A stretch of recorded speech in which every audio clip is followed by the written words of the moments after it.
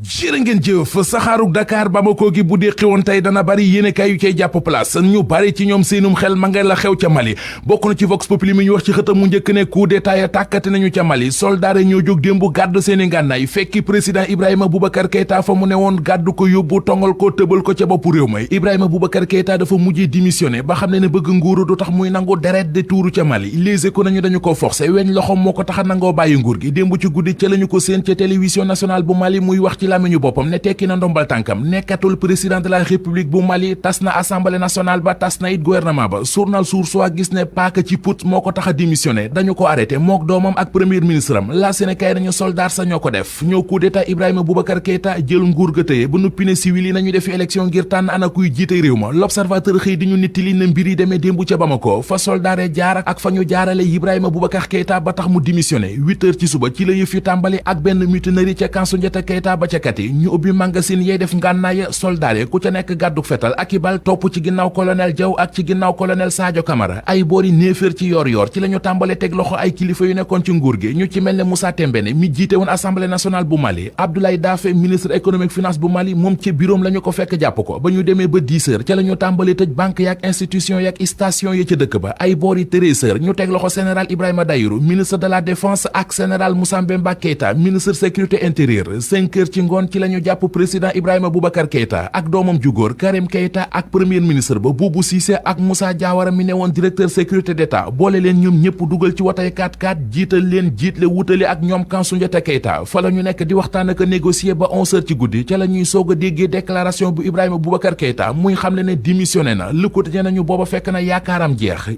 IBK désespéré noonu la ko journal bi bindee ci xëtamu njëkk la ñu doon sàkk ci moom mu bañ mu démissionné soldaar yi mujj nañ ko am ci moom enquête dina kay nañu Ibrahima Boubacar Keïta démissionné na moo ko gouvernement waaye terewul réew Mali tey la gën a nekk ci xiini mi na kenn tanewula ci fan la réew mi di mujj ci nan la réew mi di mujj ak ci kan la réew mi di mujj journal enquête dolli ñu ci ne doomi Mali yi yeewoo fii ci Sénégal ñu bari ci ñoom ak jaaxle la ñu am ci fan la seenum réew Mali di mujj Sud Quotidien nañu ginnaaw ba ñu wàññee ab loxom forcé ko mu dem Ibrahima Boubacar Keïta mujj naa dem tas nañu assemblée nationale ba tas nañu it gouvernement ba jamono ji colonel Sadio Camara mooy nouvel homme fort de Bamako moo jiite coup d'état ba mooy doxal ak i soldaaram journal bi xamal ñu it ne bañ ñax goow di lakk-lakkaale gu tooy moo waral réew yi diggaale ak Mali ñoom ñëpp tëj nañu seeni frontière Vox Populi nañu waa CEDEAO ñoo leen ko sant bu nuppi di dànkaafu soldat si def coup d'état bi ñu delloo nguur ga Le Quotidien bind ne CEDEAO quarantaine na Mali ci naka Soleil national xëy di ñu ko leeralal ci xëtamu njëkk benn ca moo di suspendre nañ réewu Mali ajandeegum ko ci bépp banqaas bu ñu jële ay dogal ci biir CEDEAO ba noppi ne soldat yi nañu bàyyi Ibrahima Boubacar Keïta nu mu gën a gaawee bu ñu gaawul sàkki pexe ci li ñu l'Observateur ne moo am ca porum Dakar mën naa bañ a jur jàmm ci réew mi